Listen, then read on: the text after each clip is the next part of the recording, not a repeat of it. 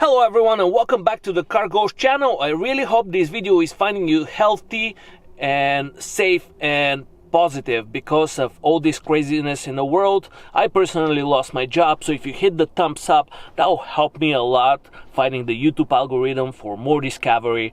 And without further ado, let's get into me showing you how to reset the service light on any Mercedes W220 from 2000 to 2006. The procedure is the same, and since I don't have a W220, I'm going to be showing you on my CL55 AMG, which is the exact same thing.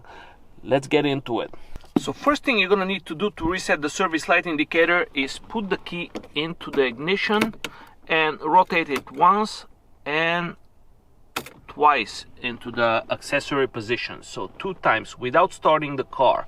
Next thing you're gonna do when you're on the mouse screen, you're gonna circle by using these arrow keys up, and you're gonna get right into the service indicator, and you can see that mine is exceeded by 626 days.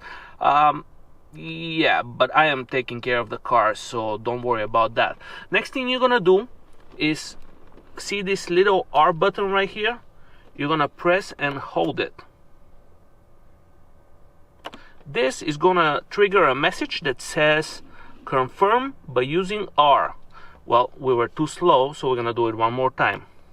We're gonna hold it, and when the message pops, we're gonna press the R 1 time, and this is gonna say service B in 10,000 miles.